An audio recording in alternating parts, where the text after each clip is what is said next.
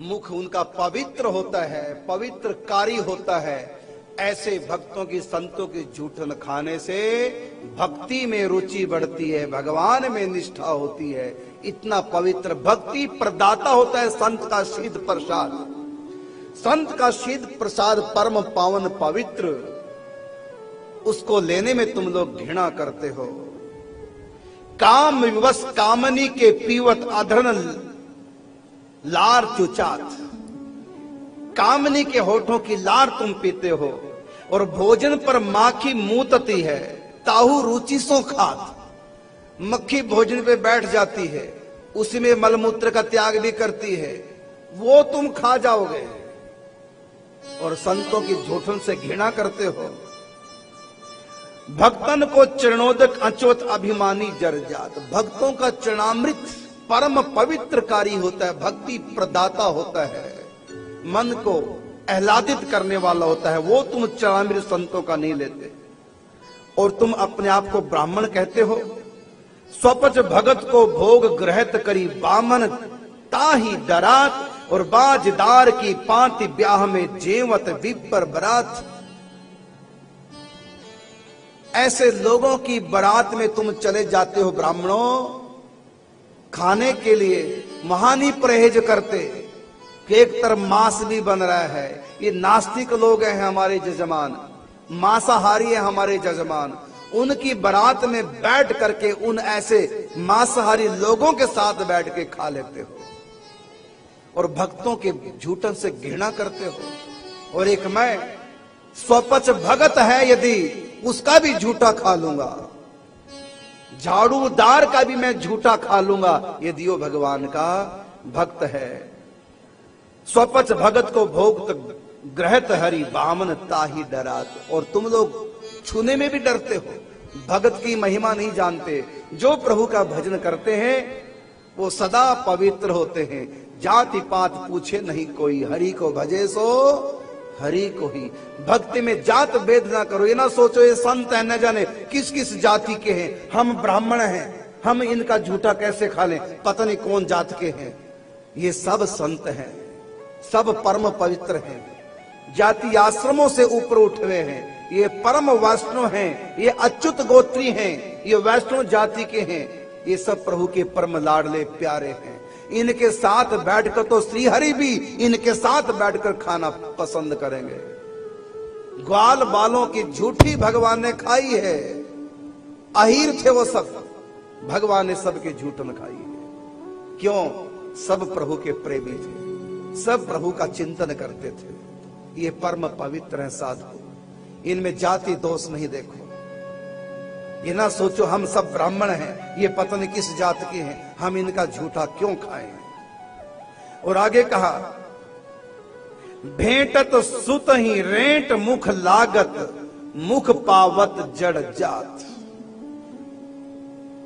तुम्हारा छोटा बच्चा मुख से भी लार टपक रही है, नाक से भी लार गाल पे लग गई है, और तुम जब आते हो बाहर से अपने बच्चे को उठा करके गाल चूमते हो और उसकी गाल पर न जाने दिन भर कितनी बार नाक का मल लगा है, कितनी बार होठों का थूक लगा है, लार लगी है, उसको तुम चूम रहे हो और संतों का झूठा खाने में तुमको घृणा लगती थी, वो गंध खाने में तुमको घृणा नहीं लगती। भेंट सुतही रेंट मुख लागत और सुख पावत जड़ जात।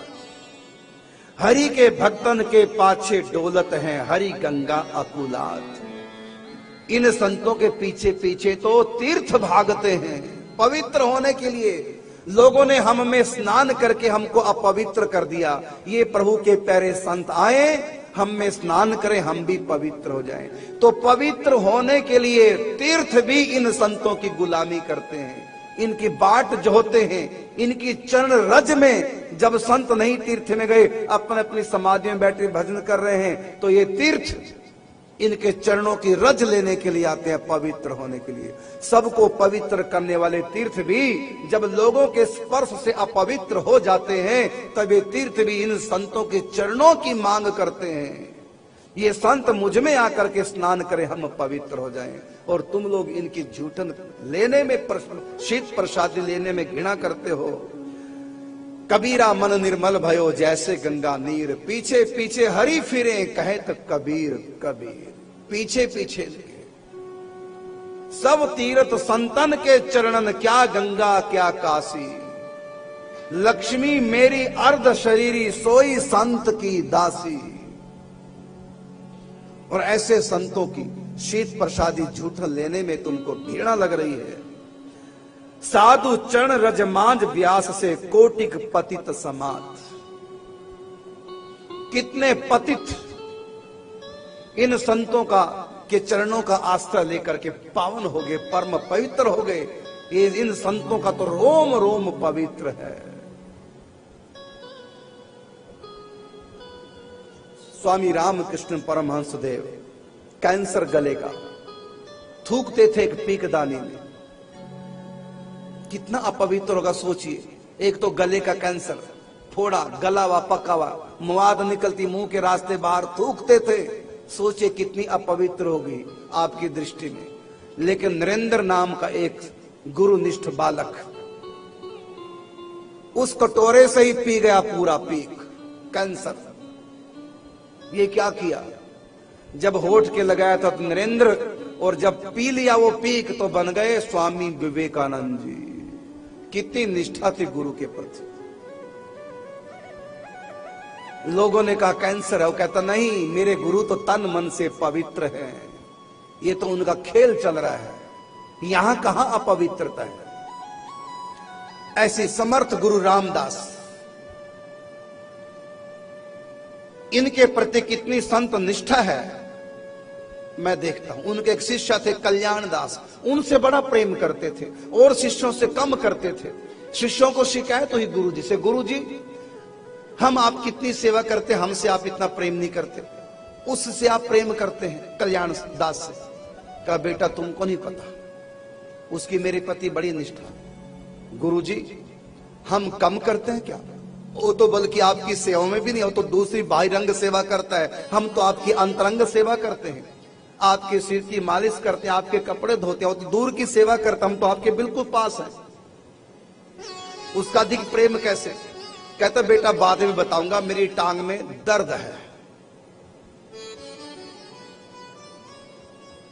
क्या हुआ? टांग को फोड़ा हो गया। आप दिखाएंगे? कहा अभी नहीं, संध्या को, अभी तो मेरा पूजा का समय हो गया, संध्या को दिखाऊंगा उपचार। संध्या को संध्या हुई, कल्याण दास तो आए और भी शिष्य आ गए। गुरु जी से कहा गुरु जी आप बताएं कि टांग पे क्या हुआ?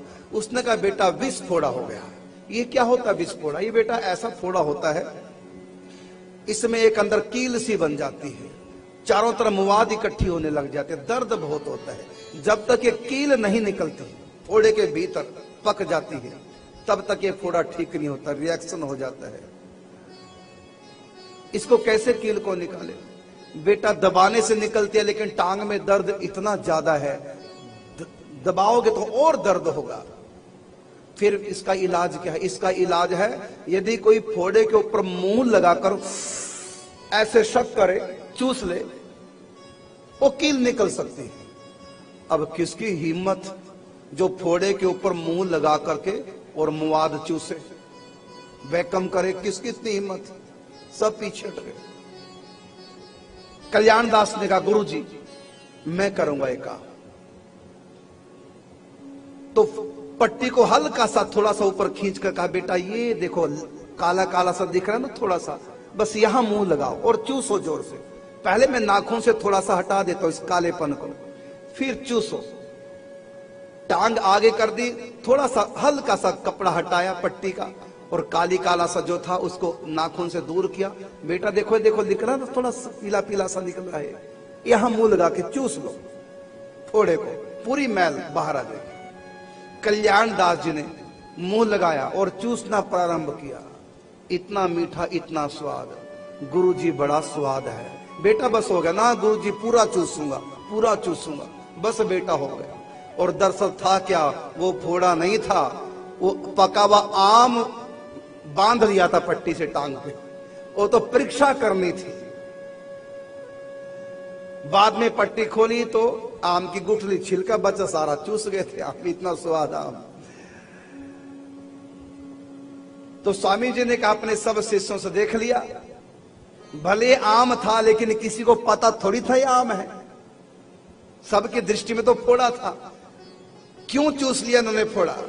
पूछा बेटा ये तो आम था, तुमको तो पता नहीं था, तुमने तो फोड़ा मान के ही हां की थी, तो तुमको घृणा नहीं लगी? मैल होती है, पवित्र होता है। तो कल्याणदास जी ने कहा गुरुदेव आप तो परम पवित्र हैं, आपको छूने वाले पवित्र हो जाते हैं। आप दिन रात विजय मंत्र का जाप करते हैं, श्री राम जय जय राम, श्री राम जय जय राम। अनवरत दिन रात आपके मुख से विजय मंत्र चलता है। आपका तो रोम रोम इतना पवित्र है। रही बात फोड़े की, मैंने तो ये सोचा कि गुरु जी बिल्कुल पवित्र है तन मन से, इस पवित्र तन में अपवित्रता कहां से आ गई? ये फोड़ा भी पवित्र है, मुझको विश्वास है कि फोड़ा भी मैं चूसूंगा, इससे भी मैं पवित्र हो जाऊंगा। ये है श्रद्धा। और वही कल्याणदास कितने बड़े संत बाद में हुए हैं गुरु निष्ठा के कारण से। बड़ा मुश्किल तो काम है संतों के प्रति निष्ठा। भगवान के प्रति निष्ठा तो सभी करते हैं कम अधिक, संतों के प्रति निष्ठा होना बड़ा मुश्किल है। हम तो अवगुण ही देखते रहते हैं, हम तो कमियां ही ढूंढते हैं, श्रद्धा कहां कर पाते हैं। प्रथम भगति संतन कर संगा, इन संतों से होकर के रास्ता भगवत धाम में जाता है। संतों जैसा तप त्याग, संतों जैसे निष्ठा, संतों जैसा अनुराग सबका नहीं होता। बस ये अनुरागी त्यागी तपस्वियों की सेवा करके इनके अनुराग में, इनके तपस्या में तुम हिस्सेदार बन जाओ, यही आपके लिए सबसे बड़ी भक्ति होगी। भगवान ने तो अपनी भक्ति से भी बढ़ करके संतों को भक्ति को कहा, मोते संत अधिक कर लेखा, मुझसे भी अधिक मेरे संतों को मानो।